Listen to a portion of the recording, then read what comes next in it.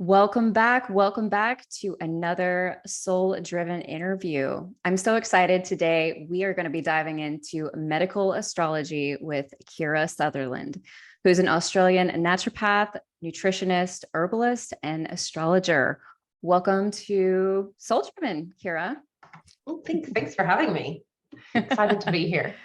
Yes, so happy to have you here. We were just kind of talking a minute ago about both of us having a Sag moon. So we'll see who gets the microphone the most. Yeah, very true. It's always something that I see when I'm talking with fellow people who male or female, really, who have a Sag moon. It's like, oh no, this, oh no, that. Yeah, it's all right. A bit of an interruption never hurt. Yeah, I find fire signs kind of talk over each other, but everyone's happy the whole time. Exactly. Yeah. Well, welcome. So I have been a little bit of background in regards to how I came across Kira. I was following actually an astrology conference, and she popped up, and I have been wanting to interview a medical astrologer on this podcast for so long. I know several of you have asked about it since you know I love astrology and obsessed with astrology. So I'm super pumped to dive in today. But to kick things off, I'd love to start with my first question for everyone. What makes you soul-driven?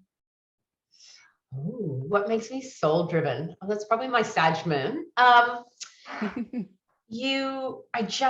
Life would be non-magical if it wasn't soul-driven. Like if I was explaining that to somebody else the other day, if you had to live your life not searching for the magic and not living towards that enchanted understanding of the universe, I wouldn't want to be here. That's, for me, that's the jam. So yeah, for me, it's everything. If like to live a mundane life without that search for meaning would be horrible. Yeah, I fully agree. Completely agree. I spent a large portion of my life looking for the magic, and I'm so thankful I found it. But it was still a journey of living life on my own terms versus trying to fit in with, within someone's box. So I completely resonate with what you're saying. I got really lucky. Well, I was raised in San Francisco in the 70s, 80s. So there was always a lot of self-expression around, even though I'm raised by two scientists. And then I went away to university, but partway through university, I got the opportunity to go live in Europe. And so I quit university, which was a little bit scary, but anyway, I quit university to go have this adventure in Europe for 4 or 5 years. And that was an incredible time of waking up, because I had this job, but I had a lot of free time, and you're in foreign countries without a lot of other English speaking people. And there wasn't TV, there wasn't English speaking TV. I couldn't just turn on Netflix, right? It was literally just foreign language TV.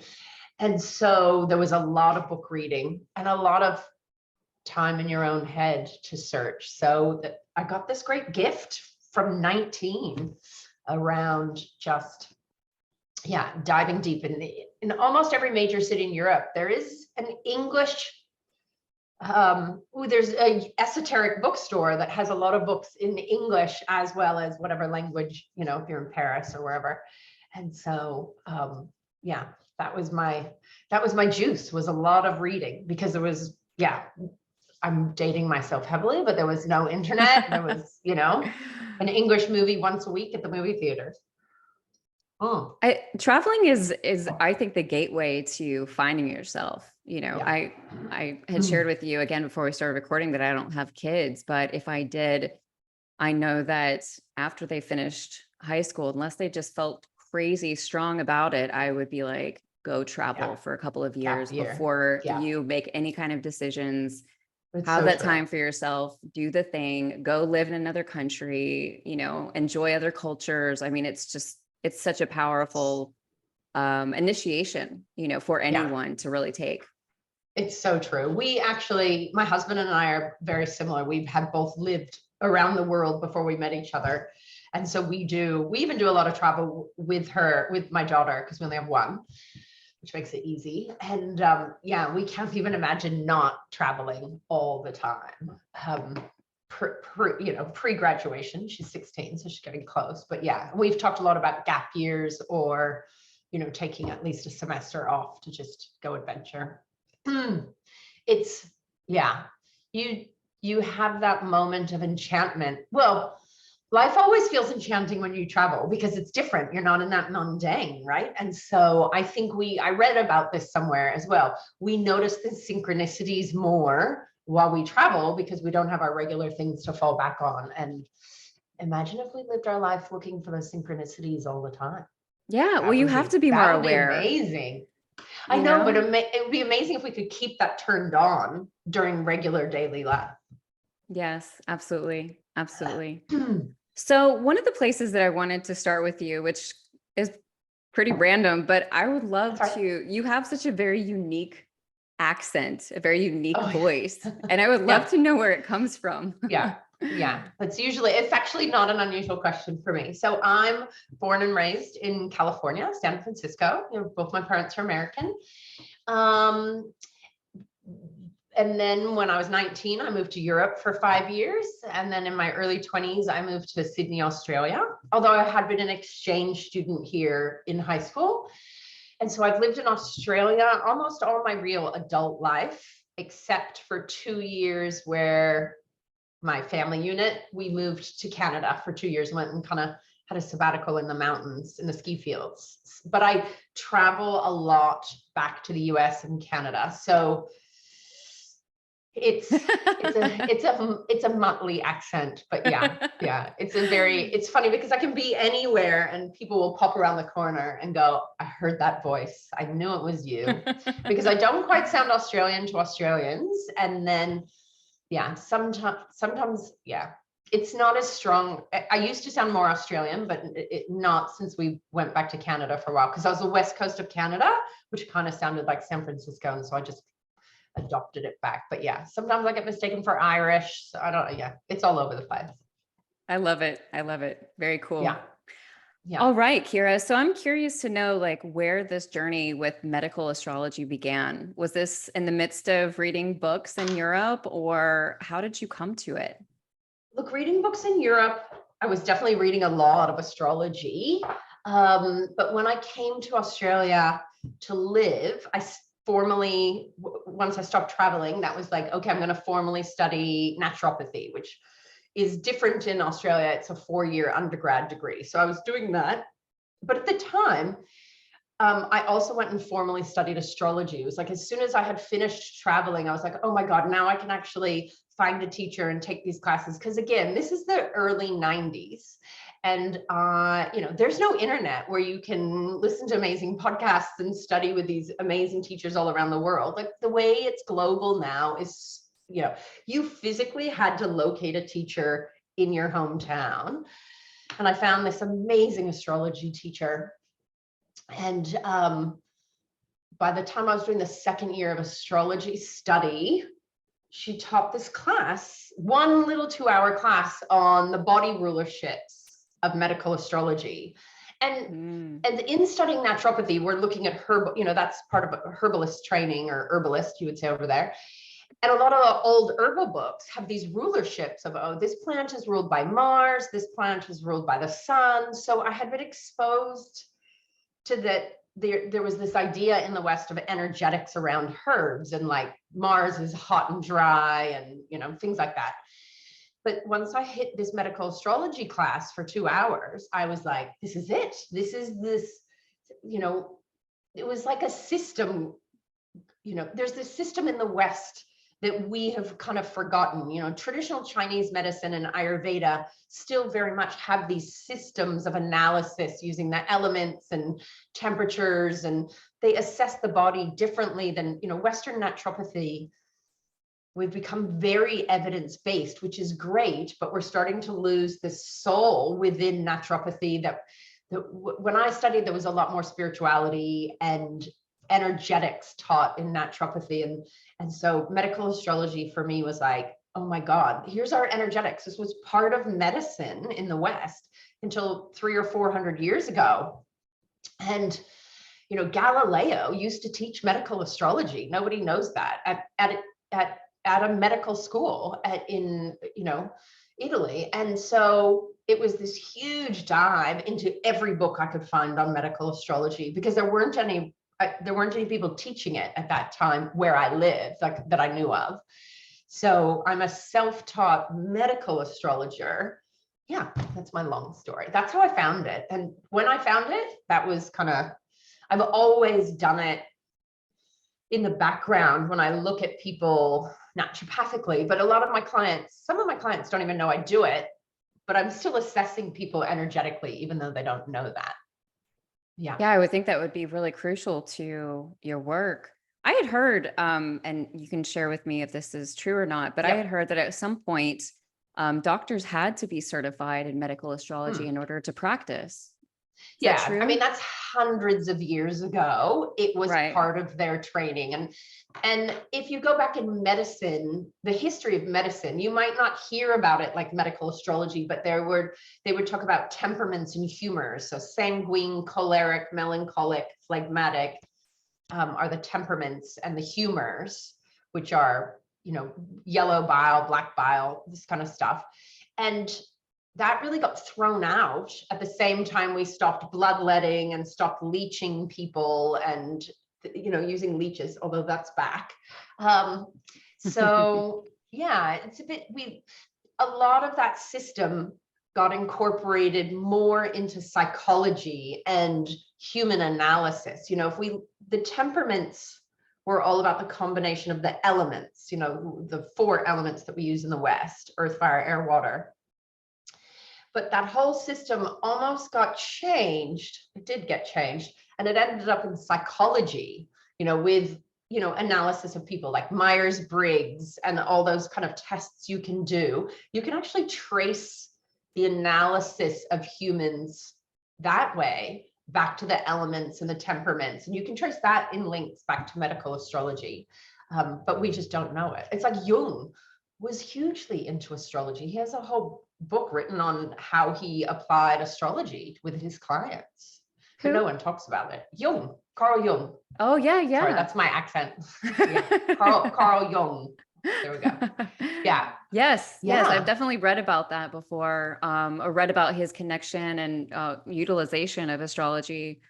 That's fascinating because I can see that sort of shift. I'm sure that religion had a piece to play in it as well in regards to, you know, going from astrology into more psychology. Yeah.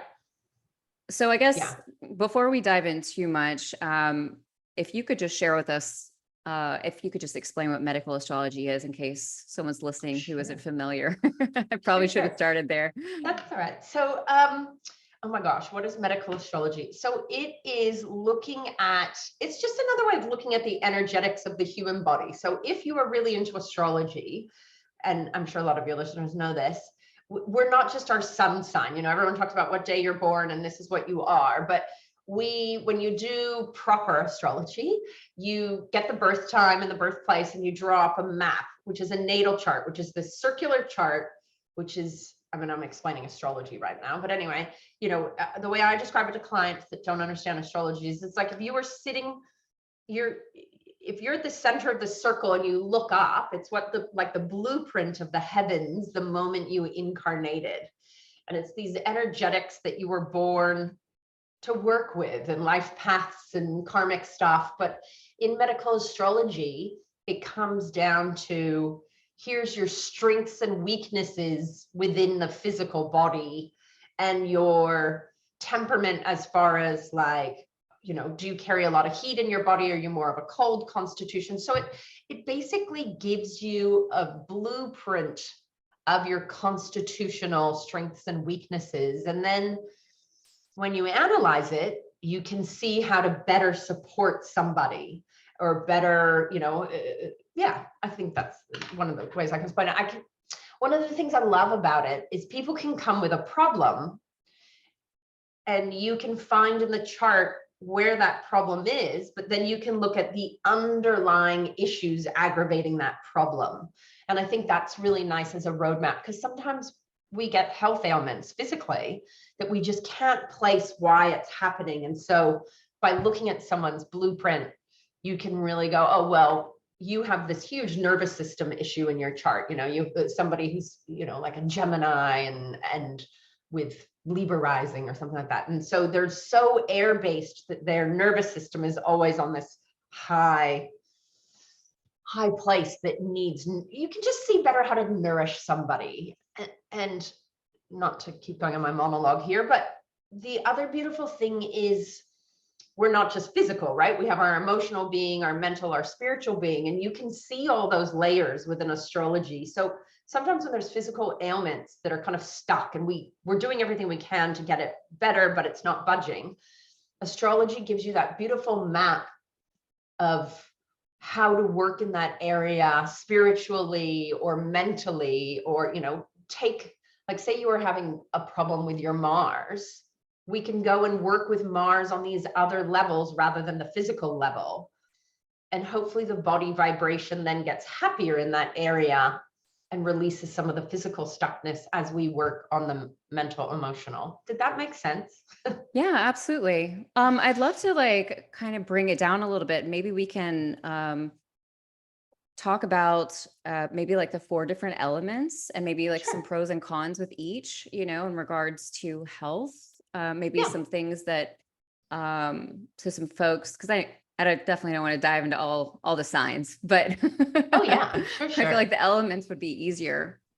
Yeah. So, you know, in the West, we use 4 elements, although there actually is a 5th. So we have, in order that we teach them in astrology, it's fire, earth, air, and water. There is actually the 5th element, which is ether, which the other elements are born from, but we're going to leave that to the side. So fire is hot and dry. And so, oh my gosh, what do you want? Fire is hot and dry, and it's about action and kind of spirit in motion. We have earth, which is cold and dry. And that is about form, structure, solidity.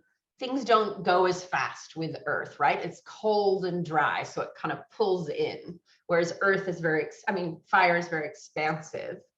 Like the onion family and the garlic family are ruled by Mars, which is your main fire planet. And so, you know, when we eat, you know, if you want to think about elements working in the body, when you eat a lot of chili or you eat a lot of garlic, there's that heat that rises, you know, you have it, and then you can also feel it rising through your body because heat expands and rises. And so that's the idea of using, you know, to heat somebody up, especially like in winter, you would look at more fire foods. Does that make sense? Mm-hmm. Yeah. So then we have earth, which is about the physical and the tangible. We have air, which is, in medical astrology, air is a little confusing. Air is warm, and it's actually moist, like steam. Although too much air eventually can lead to dryness because it creates so much movement and it can dry things out. But air is about the mental, or, you know, the brain power, the nervous system. And then we have water, which is about emotions, and water is cold and wet or damp. And so things like right now you're in summer. So all the summer fruits are very high in water. So this is why we crave all these, you know, watermelon and all these juicy fruits in summer, because there's so much heat going on. So we're craving that opposite element, water. So it's often we're using the elements in oppositions to each other, right? Too much fire, let's bring in some water. Too much earth, let's bring in some air. And so we all have a different balance of elements in our chart. But it's also just looking at ourselves constitutionally. I mean, Ayurveda does this really well. And as does traditional TCM or Chinese medicine. But yeah, it's about finding that balance. It's like I'm in the middle of winter in Australia right now. And I was teaching fasting. I teach at the university in naturopathy, and we were talking about fasting yesterday. And I was like, I'm teaching you all this stuff, but whatever you do, don't do fasting in winter, because fasting creates a lot of coldness in the body, especially if you're doing like green juice fasting and stuff. And I said, you're already cold in winter. You don't want to make it even colder. Interesting. Yeah. Interesting. Yeah. Would that also align with like intermittent fasting? It depends on which style of intermittent fasting we're talking about, but yeah, any fasting creates a bit of coldness in the body. But yeah, intermittent fasting, astrologically, fasting is ruled by Saturn. Saturn is to restrict or to not eat. And Saturn is one of the coldest planets. It's an Earth planet. It would be categorized under Earth. So, losing weight is a Saturn experience, not eating, Saturn. So intermittent fasting does bring in a Saturn element of restriction and they bring in coldness. Absolutely. Although you can IF during winter, you just got to watch how you do it. Or, if someone wanted to do a bit of a fast, but not juicing in winter, that's where you make them have broths and soups and things like that over cold juices. It's like no one craves a smoothie in winter unless they live in Hawaii, unless you're in Hawaii. Yeah. So if someone was going to, and for anyone who's listening, feel free to jump on astro.com, pull up your astrology chart, so that you can look at these things as we're kind of talking.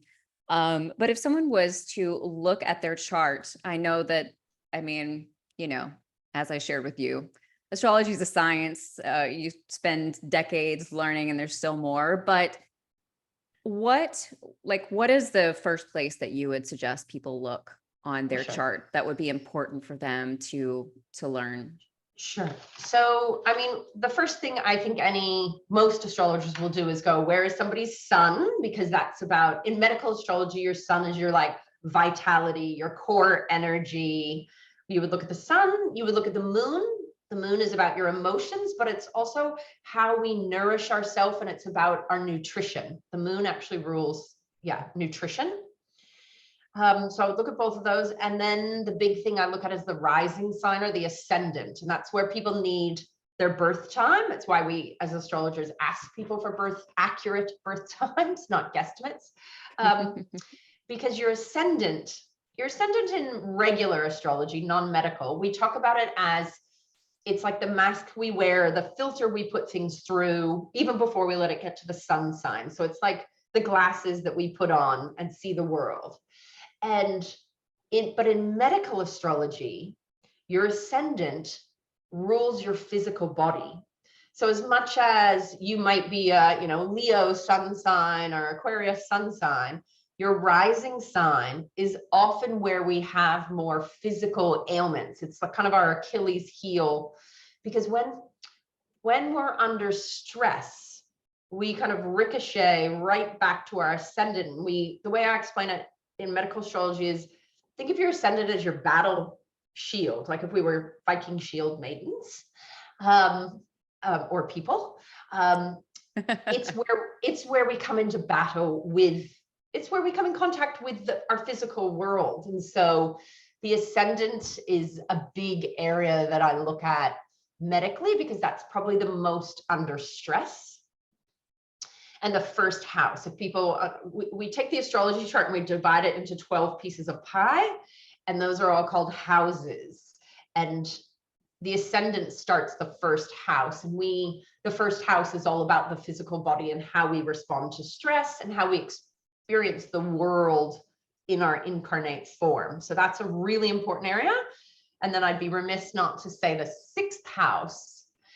The sixth house in astrology is traditionally known as, it's the house of service to others and hard work, and routine, but it's also the house of what's known as disease and illness. And I would also say, as a modern definition, it's the house of health, because it's the area of the chart, again, where we can have weaknesses health-wise, but it's the area of the chart where we need to create routine in our life. And routine is actually what creates more vibrant health. doing the right thing every day and being of service to our own bodies, not just to other people. Interesting. So, can you give us an example of what that would look like in regards to, because I'm curious about like you were just talking about the routines and how that would help create health. So, yeah, if you could just give us an example. Sure. So this takes me more into naturopathy or any type of healing, but our health is a combination of obviously genetics, good and bad luck as to what accidents we come into contact with. But 80%, I think they estimate that 80% of our health problems are because of diet and lifestyle choices. And what we choose to do every single day with our health is what has the greatest impact overall, right? So having a good sleep routine, having a good exercise routine. So the sixth house is all about ritual and routine. And through that, and those little tiny choices, every single meal you make a choice of. If you think of your health as a continuum, I'm going to jump. You got a beautiful continuum and you're here. Every choice you make every day, this is great health, this is really crappy health. Every single time you eat, you are moving yourself in one direction or another. Every time you exercise or don't exercise, like we forget how much we do daily adds up to those foundations of what our health is about. And yes, there's really bad luck and genetics and all kinds of weird stuff about health, but really our choices every day have that huge impact. And the sixth house energetically is similar in medical astrology. It's similar to the sign Virgo, and it's an earth house. And it's all about Virgo is all about detail and perfecting and assimilating life and perfecting it. It's kind of like that energetic right before the full moon when something comes to its full bloom, and we're perfecting that shape as it's about to be in its great state. And so the sixth house is a lot of work, and health is a lot of work. Did that make sense? Yeah, definitely. Yeah. I know my health is a lot of work. Everybody's health. I mean, really? I eat chocolate. I have days I don't exercise, but it's those, unfortunately, it's the daily ritual. And so, to do a positive spin on it, we need to think about our health as a sacred ritual. So many of us in this sphere are, very spiritual, looking at that higher meaning, looking for that purpose, looking for that magic. And I like, people that don't like routine are like, oh, health routine, that's horrible. And I try to say to them, it's about making your health a sacred ritual every day. Recognizing that your body is this incredible sacred being physically that, needs this nourishment. Yeah. And a bit of chocolate now and then, don't get me wrong. I talk a lot about on this podcast how, our body is our wisest tool that we have in this lifetime. And I mean, I think that all of us have different relationships with our body and with taking care of our body, and go through ebbs and flows of that. And but I know for myself, like when I became an entrepreneur over a decade ago, I learned very quickly. Unfortunately, I had already started putting some really good practices in place, to take care of myself. But I just really learned it was like, I can't function. I don't work out to look cute in a bathing suit. That's like a perk. Yeah. I work out for sanity. I work out to feel good. I work out so I can show up. I eat well so I feel good. Like these are things that it's just a part of what I have to do. So if someone has, so like in regards to looking at this sixth house, and they, let's say, they have some planets in this house, or like, what can they look at their house that can kind of give them some information about what would be best for them? Sure. So what we do with houses is you look at what sign is on the cusp. So as you divide a chart, I know a lot of people know this, but for those that don't, as you divide a chart down, each house will have a different sign that's in charge of it. So you just look at the line that starts the sixth house and you see which of the 12 astrological signs that is. So like, do you know your sixth house cusp? What's your rising sign? If we go back to this, I can, yeah. If people know Depends their on the rising, house system. yeah, I know, but but we'll generalize. Capricorn, I believe, because I'm a Leo rising.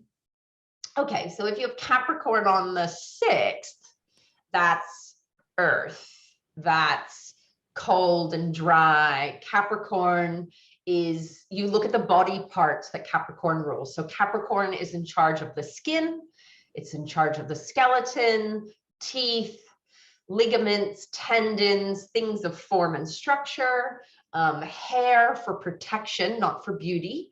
And so we look at those things. You know, Capricorns have a tendency to, you know, as they age, we want to guard against things like arthritis or, you know, things that become more crystallized and stagnant because it's this cold earth. So things slow down and so we would look at I would look at when I do things like this. Okay, what nutrients are going to nourish healthy skin, healthy bones? I'm going to make sure we're watching you don't become osteoporotic. You know, more calcium rich foods, vitamin D rich foods. It's not always about supplements. It's about, you know, the foods and warming foods. And, you know, Capricorn has a tendency to melancholy. It's this cold earth can feel down and melancholic. So we want to guard against that. And so we're always looking at that 6th house for how to approach our daily health. You know, Capricorn is this mountain goat, you know, it's this goat sitting on top of a mountain. So it's about, maybe you need to go do more hiking in the hills, or, I mean, if you live near the beach and it's flat, just go hiking. But, you know, knowing what that sign likes to do. You know, if you have Taurus on the 6th house cusp, one of the best exercises for Taurus is gardening, getting into the earth and you know, doing things like that, or lifting weights. If you have planets in the 6th, and you know, if you don't have planets in the 6th, everyone's like, oh my God, I don't. I'm like, that's great. You know, yes, you're going to have health stuff come up, but you're not born kind of, I don't want to say karmically, but you're not born with this imprint of these planets that you have to deal with your health. And that's how I see planets in the 6th. It's like, you have to learn to dance with those planets to do with your health. So like, I heard you. Pluto. Yeah. I was just going to say, I heard on one of the podcasts that I was listening to you be interviewed on, because if you look at my chart under Placidus, I have Venus in the 6th, and you were talking about how like Venus is lazy, likes to chill, lay around. And I was like, yes, she does. And eat fine food. Yes. And drink good wine, or, you know, people pick their pleasures. You know, Venus is about pleasure. So yeah, absolutely. She wants to, or they want to be lying on a couch, listening to music and looking at some, you know, really handsome person that they're attracted to and being fed grapes and Pool boy. Yeah. I always wanted a pool boy. Yeah, exactly. So, you know, it's about knowing that. I have Pluto in the 6th by Placidus, which is a house system. And so, you know, I like doing really intense transformational styles of healing. I love doing really intense detoxes or fasting, like hardcore fasting, or I love getting into saunas and doing this big sweat. So I know that I crave this intensity of detox. Pluto rules detoxification and transformation. So I want to use it that way so that the energy of the planet doesn't get stuck. And the way I look at planets in a chart is like they're all your little children. You're this teacher, and your chart is your classroom. And each planet is one of your students. And if you ignore a student because you're uncomfortable with that planet. We all have planets that we're like, I don't really get that part of me, or I don't like that part of my chart. I'm uncomfortable with it. If we ignore a student in class, what do?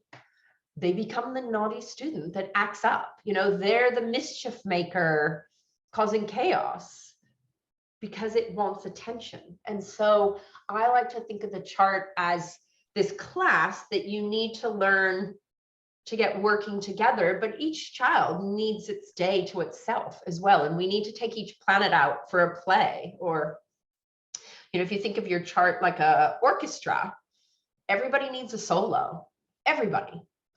And if you ignore somebody and don't give them a solo, they're the ones that arc up and cause problems physically, mentally, emotionally, spiritually. Yeah. So besides the sixth house, are there other houses that we should pay a lot of attention to in regards to our health? Look, I'm a believer that every house is important. In traditional medical astrology, it's the first, the sixth. So first is the physical body, six is the house of disease or illness. The eighth house is the house of genetics, inherited issues. It's also the house of death. But that's a whole topic on its own. Don't freak out if your planet's there, but it's just, that's what it is. And then the 12th house is the house of chronic ailments. The 6th house is acute ailments. And then the opposite sign to that is chronic. So if you don't deal with something in the acute stage, in the 6th house, the energy transfers across the chart to the 12th house. And the 12th house rules chronic illness, hospitals, institutions, and you don't want to get stuck in the 12th. And if you have planets in the 12th, don't stress it. It's just, the 12th house is also this beautiful, spiritual, collective, unconscious house. People with 12th house planets often very drawn to be healers or work within hospital environments and things like that. Yeah, my partner has, I think, 3 big planets in his 12th. What does he do for work? He works, he's with a fintech company, and he's just got a new job. That's why I'm like struggling with he works with customers. He's a customer success manager or something like that.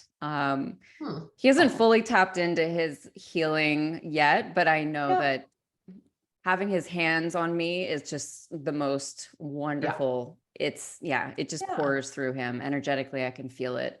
And it comes through his voice. It comes through, just who he is. So. And people, just because it's not like a healing traditional thing, if he's working with customers and helping them, that's still healing whatever their problems are, maybe in work, maybe in computer land or whatever, but it's still, there's people working with people that are incredibly fixing and healing, but not in the healing sense. Yeah, absolutely. Very true. Very true. It's like those people you meet that are incredible salespeople, and it's like they're actually incredible connectors of people, and they inspire people to, believe. And that, it's interesting to look at different jobs.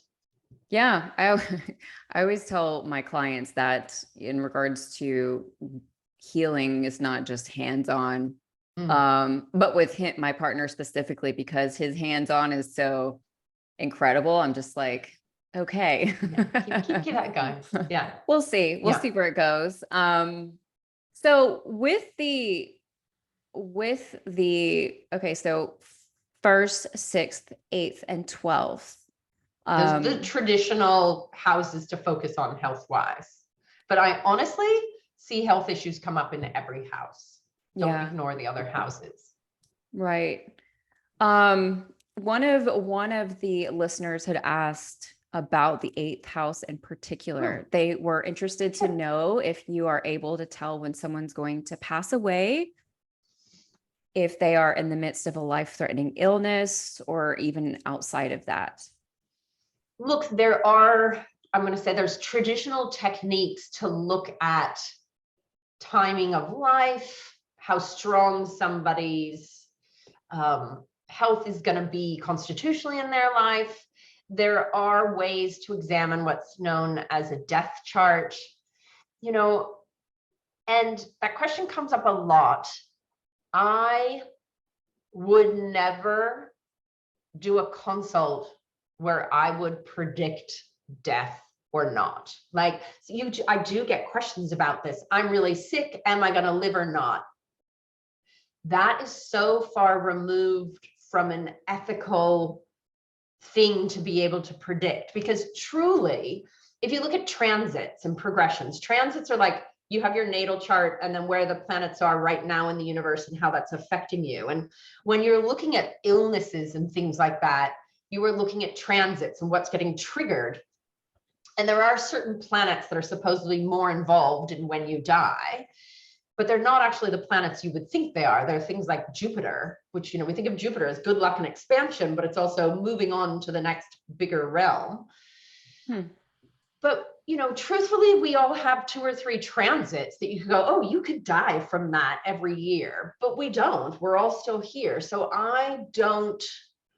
if you go back in some traditional medical astrology books, there are books that will look at that.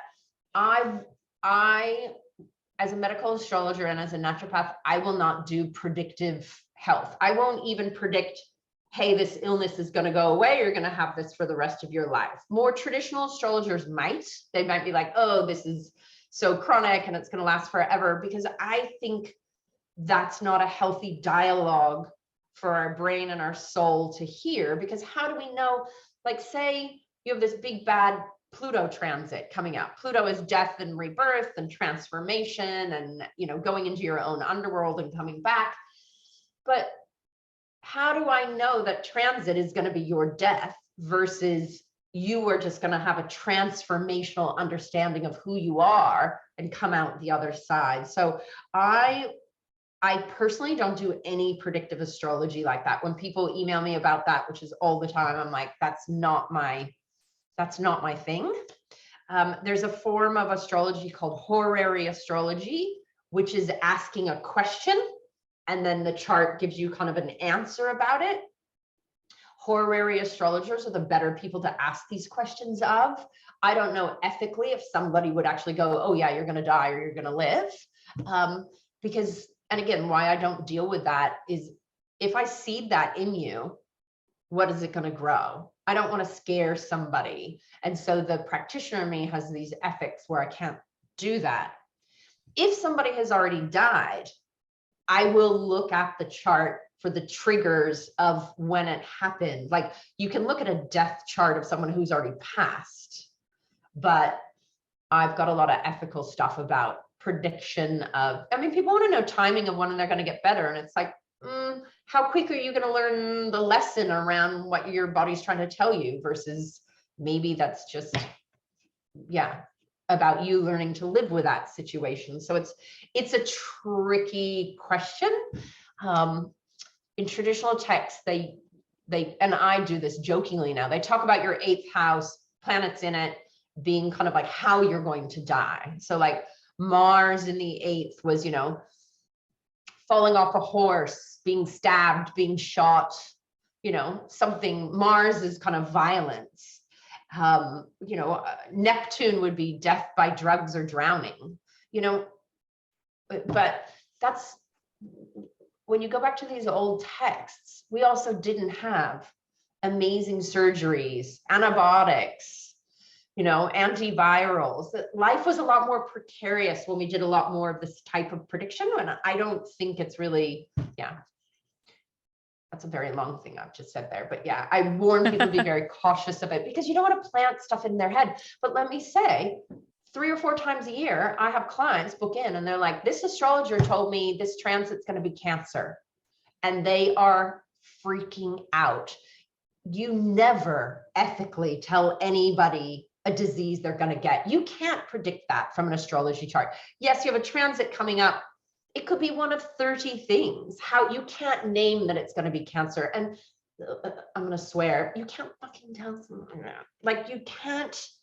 Well, just energetically, from an energetic standpoint, like you said, putting that in their head can generate so much. It can generate cancer. Oh yeah, it absolutely can. So medical astrology is super powerful, but it's super dangerous if dealt with in the wrong way. So I really do all your reading, see medical astrologers, but be very cautious. I teach medical astrology to other astrologers and to health practitioners. And one of my first lessons is always around the ethics of what you say and what you don't say. And you just can't know, Yes.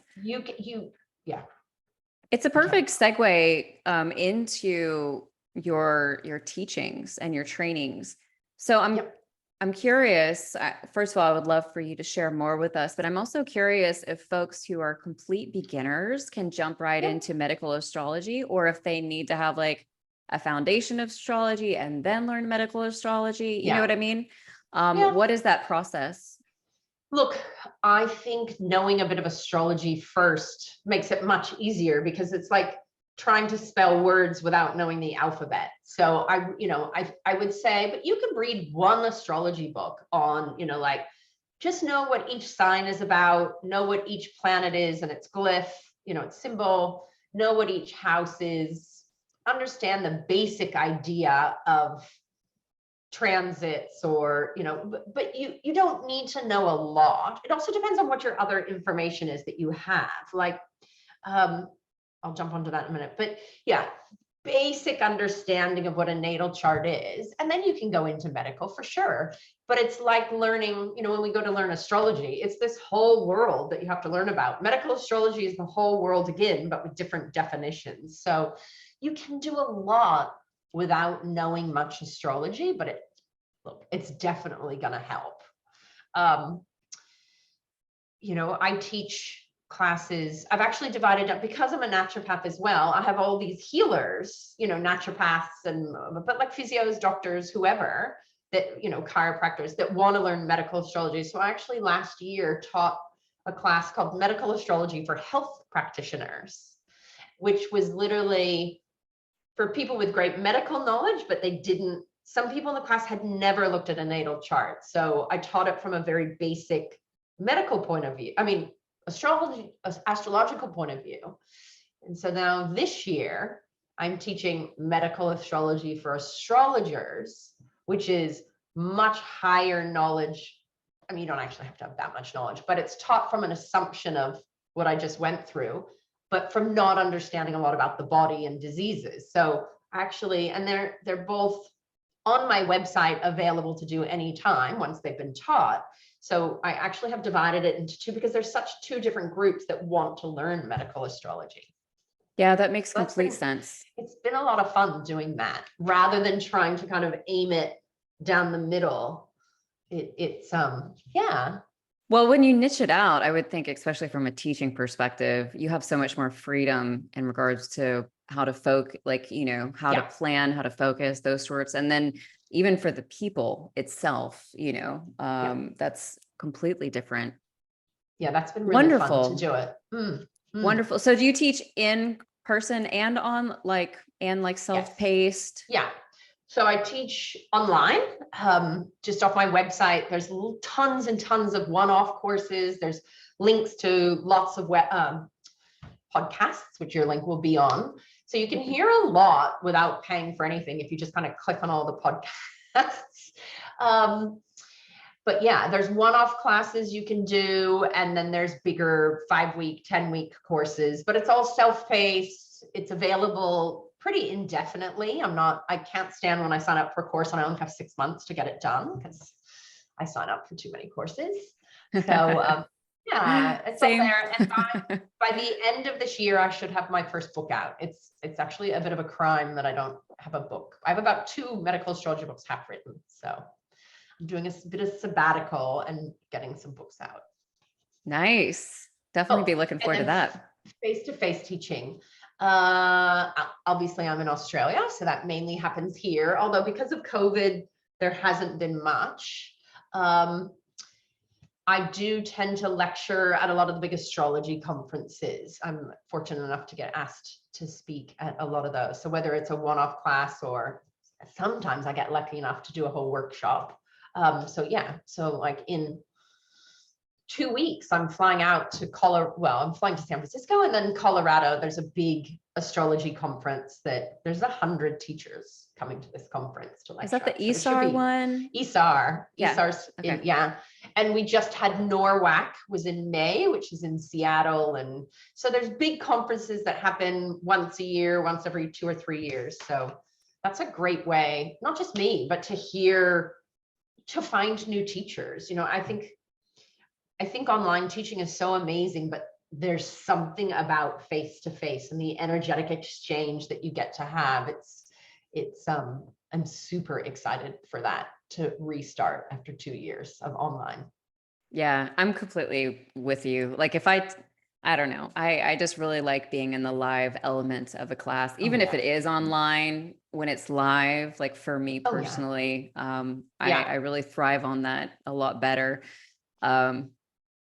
Okay. Yeah, online can be, I can get really excited online. It's funny, I have students that take some of my online recorded classes that have been my live face-to-face students a few years before, and they're like, oh my God, it's the same. I can still feel the same energy. So I think I'm pretty hyper online as well as face-to-face. That's a good thing. Yeah. Because you don't fall asleep no sleeping in my class. I get excited and I start getting louder and louder. Yeah. Same.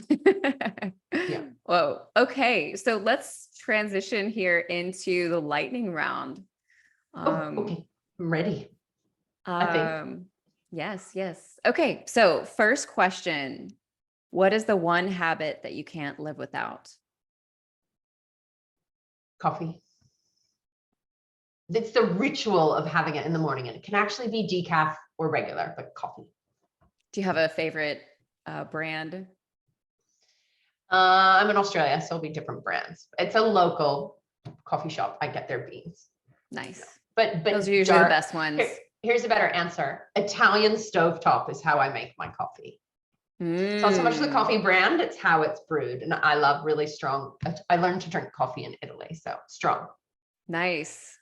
Yeah, when I lived, down in Central South America, especially Central America, the way that we would make coffee there, like I brought back one of the little filter things and used it forever. I travel the world. Completely different. So nice. Wonderful. Okay, so what does spirituality mean for you? Oh, it means living life within it's living a sacred life, and I can't live without that.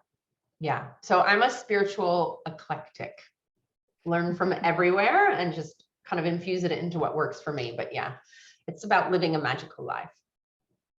Love it. What is your advice to anyone who's looking to find their soul-driven path? Oh.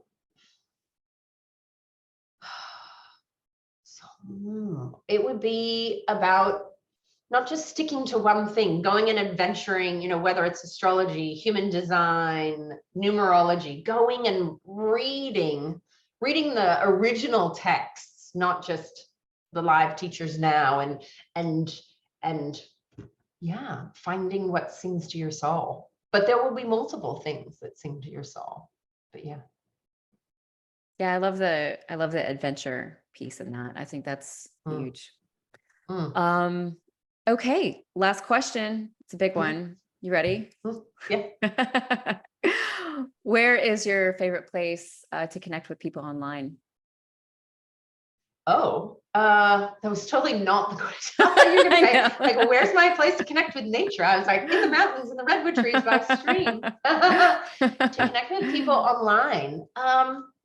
Like, as in what social media platforms do I use? Like, if people really want to connect with you, like, where do you like to hang out? Yeah. So I like to hang out via my website. That's probably the best way to have a bigger conversation with me. And you can send me a message via my website, which is astrologyofhealth.com. But social media wise, I'm most on Instagram. But be careful, because I am one of those unfortunate people that people make fake accounts about. And I'm I dealing got with one that followed me. scammer accounts all the time. They're targeting spirituality people. So my Instagram and I am on Facebook as well, is Astrology of Health, but make sure it's spelled properly, because all of the fake accounts are slightly different. And let me just say, I would never DM. I don't personal message anybody about free giveaways or juju vibes I got about you and can I do something for you for free, and then they try to collect money. Like, it breaks my heart, but I can't. We report them, but yeah, just know you have to message me for me to message you.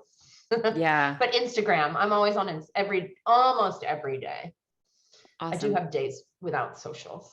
Yeah, I usually see them immediately. And I think I was maybe not paying attention because I was on my podcast account. That one doesn't usually get too many following it. And I was like, oh, she followed me, I guess, because, I'm going to interview her. And then I got this DM and it's like, hey, darling, blah, blah, blah. And I was like, that's and I not don't her. call people darling. I don't, like, if you've ever, now that you've heard me online, I don't call people hadn't even talked to you sweetheart yet, or but I was darling, or that's not, you're missing it, dude. Like, no, if you are my really good friend and I know you in the physical realm, sometimes I refer to people as beautiful, but that would be, you have to know me for 10 years before I say, hey, beautiful. But I don't call people darling or sweetheart or no. I'm so straight talking. It's hilarious because I got sent what people get sent. And I'm like, that's so far from my personality. Exactly.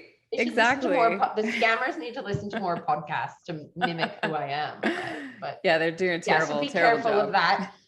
And if you're really into health and naturopathy and more sports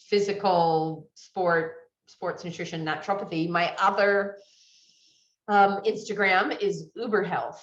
UBERHEALTH is my business name in my just pure naturopathy. And some people do both because I put out a lot of info about diet and exercise, and that has been my business name for 22 years. So it's not an invention since Uber. Uber Health is mine. Awesome. Yeah. Yeah. And of course, we'll make sure to include all of the links to connect with you in the show notes. Make it super easy. Yeah. But yeah, hopping on my website, you can do free charts on my website. There's a really good download on my website that generalizes a good general template on medical astrology. And there's few articles, lots of links. Yeah, absolutely. Lots of information. Well, it has been such a pleasure, Kira. Thank you so much for spending time and sharing. And I hope to have you back so we can talk about the moon cycle and stuff. Yes, moon that cycles. Would be something that needs to be discussed more, so much more. So yeah, I do a big thing on moon cycles, periods, health, exercise, and weight loss to do with moon cycles. Yeah, that's needs to be talked about. Wonderful. Yeah. Well, thank you so much. Thank you so much for having me. Absolutely. Yeah. Okay. All right, folks. If you were inspired by today's interview, make sure to leave us a review on iTunes, hit us up on social media, and subscribe to the email list for podcast updates and helpful resources. Have an incredible week. Thank you so much. And don't forget, when we invest in the world, when we invest in ourselves, the world benefits. Yes. Until next week. Okay. Thanks, Anna.